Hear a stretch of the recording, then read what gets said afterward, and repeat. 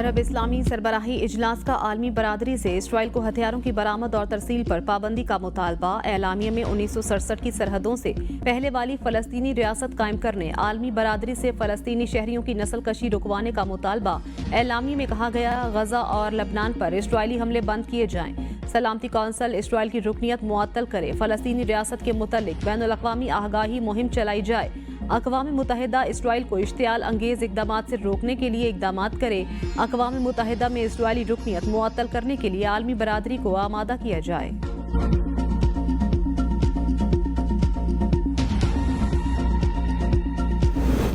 فوری جنگ بند کر کے اسرائیل کو ہتھیاروں کی فروخت پر پابندی لگائی جائے۔ وزیراعظم شہباز شریف کا عرب اسلامی سربراہی کانفرنس سے خطاب، کہا غزہ کے مکینوں کو اشیاء خورنوش اور طبی سہولیات کی فراہمی یقینی بنائی جائے۔ اسرائیل امداد کو بطور ہتھیار استعمال کر رہا ہے۔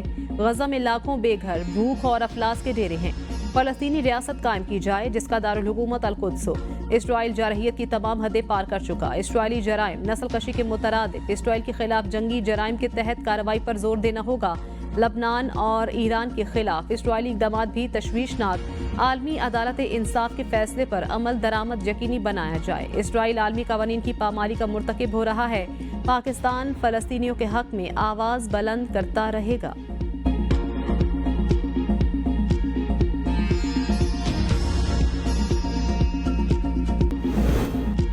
بادل برس پڑے، پنجاب کے بالائی علاقوں خیبر پختونخوا اور آزاد کشمیر کے مختلف اضلاع میں موسلا دھار بارش اور ژالہ باری، پہاڑوں پر گرتے برفانی گالوں سے سردی میں اضافہ، باجوڑ میں آسمانی بجلی گرنے سے چچا بھتیجا جاں بحق، سوابی شہر و گرد و نواح میں گرج چمک کے ساتھ موسلا دھار بارش اور ژالہ باری، ندی نالوں میں تغجانی، مقامی بازار میں پانی دکانوں میں داخل، سوات میں موسم سرما کی پہلی بارش اور برفباری، موسم سرد ہو گیا۔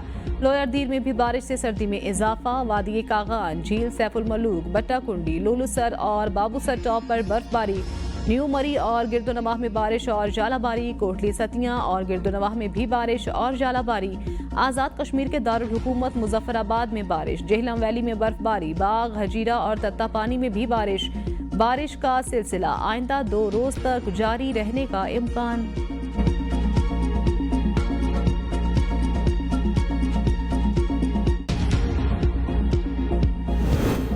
کراچی ایئرپورٹ پر چینی شہریوں پر حملے کی تحقیقات میں بڑی پیش رفت، حملے میں ملوث خاتون اور ماسٹر مائنڈ سمیت 3 دہشت گرد گرفتار۔ وزیر داخلہ سندھ ضیاء النجار کا کہنا ہے کہ حملے کی تحقیقات مکمل کر لیں۔ حملہ آور شاہ فہد کی شناخت ہاتھ سے ہوئی۔ حملے میں استعمال گاڑی کراچی کے ایک شو روم سے 71 لاکھ میں خریدی گئی، ادائیگی ہب کے نجی بینک کے ذریعے کی گئی۔ بینک ملازم بلال نے سہولت کاری کی۔ خودکش حملہ آور خود بھی گاڑی خریدنے کے لیے ساتھ گیا تھا۔ 4 اکتوبر کو حملہ آور چیکنگ میں نرمی کے لیے گل نساء نامی خاتون کو بھی گاڑی میں کراچی ساتھ لائے تھے۔ رکشہ ڈرائیور فرحان اور سعید سہولت کار تھے۔ ان کی شناخت CCTV سے ہوئی۔ ملزم دانش نے آخری مرحلے میں بم نصب کیا۔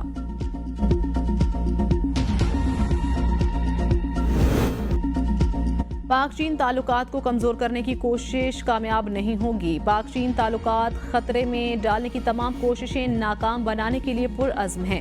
ترجمان چینی وزارت خارجہ کے مطابق چین دہشت گردی کے خلاف جنگ میں پاکستان کے ساتھ کھڑا ہے۔ دونوں ملکوں کے باہمی اعتماد اور تعاون کو نقصان پہنچانے کی کوئی بھی کوشش کامیاب نہیں ہوگی۔ چین پاکستان کی معاشی اور سماجی ترقی اور لوگوں کے ذریعہ معاش کو بہتر بنانے کی حمایت جاری رکھے گا۔ دونوں ملکوں کے درمیان تمام شعبوں میں تعاون مضبوطی سے آگے بڑھائے گا۔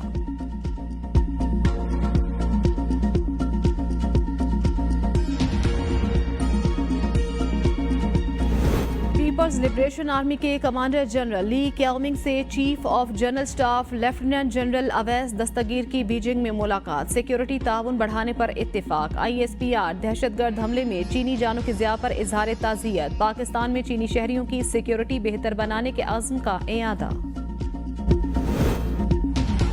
سپریم کورٹ میں آئینی بینچ تشکیل کے معاملے پر اجلاس، سربراہ آئینی بینچ کا مقدمات کی درجہ بندی کا حکم۔ سپریم کورٹ اعلامیے کے مطابق اجلاس سربراہ آئینی بینچ جسٹس امین الدین خان کے چیمبر میں ہوا۔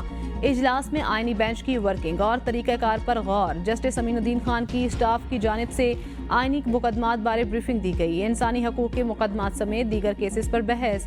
سربراہ آئینی بینچ 2 سینئر ججز سے مل کر مقدمات مقرر کریں گے۔ 3 رکنی ججز کمیٹی کم از کم 5 ججز پر مشتمل بینچ تشکیل دے گی۔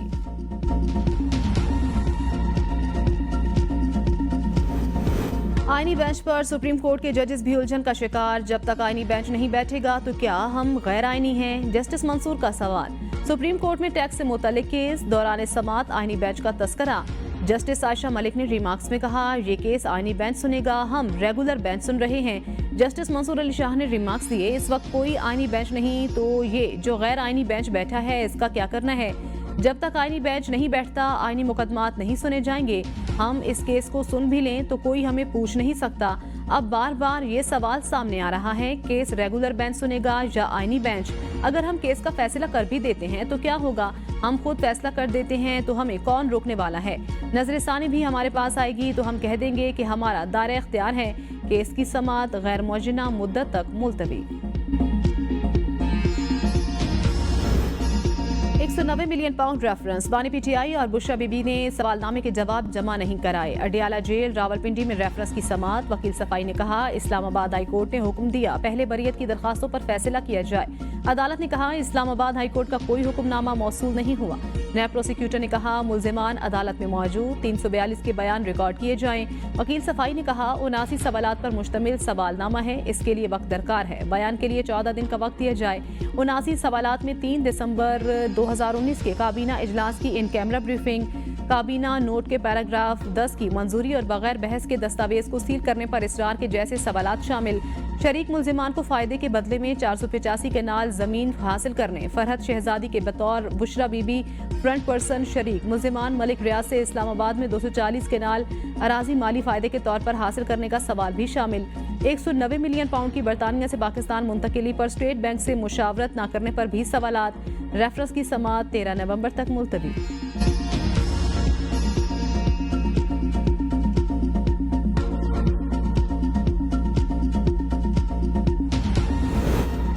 बानी पीटीआई की रिहाई फिलहाल मुमकिन नजर नहीं आती। जमीयत उलमा इस्लाम के सरबराह मौलाना फजलुर रहमान कहते हैं, मुल्की सियासत में किसी भी वक्त तब्दीली आ सकती है। बानी तहरीके इंसाफ से किसी डील पर का इल्म नहीं, सुनी सुनाई बातों पर तबसरा नहीं कर सकता। बुशरा बीबी और बानी पीटीआई की बहनों की जमानत में मेरा कोई किरदार नहीं। 26वीं आईनी तरमीम पर मुज़ाकरात के बाद अपोजिशन को रिलीफ जरूर मिला। मुजाहरे और जलसे पीटीआई का हक, इनको नहीं रोकना चाहिए।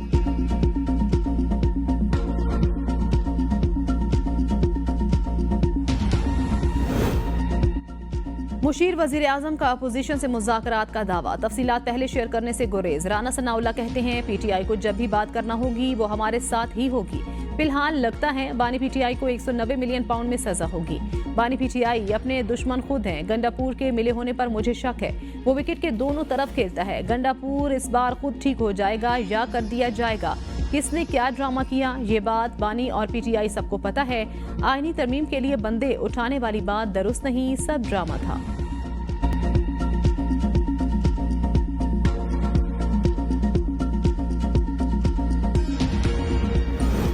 घर बैठकर तनकीद करने वालों को तहरीक इंसाफ का नहीं समझता। इनकी नाराजगी भाड़ में जाए। वजीर आला खैबर पख्तूनख्वा अली अमीन गंडापुर का नाराज कारकुनों के हवाले से इस सवाल का जवाब।